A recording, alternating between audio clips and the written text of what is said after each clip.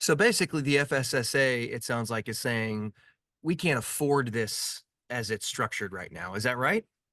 Yeah, so basically, back during the pandemic, when nursing and everyone was on the front lines fighting the pandemic, right? So a lot of these families, these disabled children with medically complex issues, couldn't find nurses or medical staff to help them. So there was a program put in place at the time to help out families, and it basically allowed parents to be trained to receive some training and take care of their own kids because they simply couldn't find workers to come into their home to help them.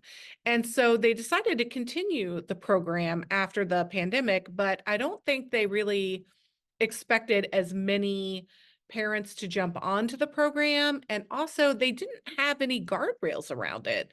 So they suddenly found that the cost had gone from 10 million to 172 million, and so they said, whoa, whoa, whoa, we can't afford this on a long-term basis. So they're trying to figure out how to still help the families, but protect the state budget. Did they talk at all about setting guardrails or limits rather than shifting gears to something else entirely? Yeah, no, they didn't.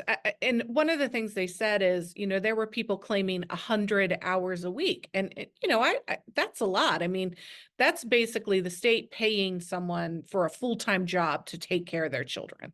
And so I do think there's probably some agreement somewhere that, maybe, you're still their parents, so you have a duty and a responsibility to the child. So maybe they only cover 8 hours a day or something like that, because people were claiming 12, 14 hours a day of getting paid through this.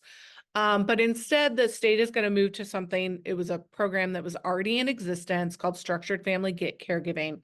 It doesn't pay as much or as well because it does have some more guardrails. And so, that's the route they've chosen to go.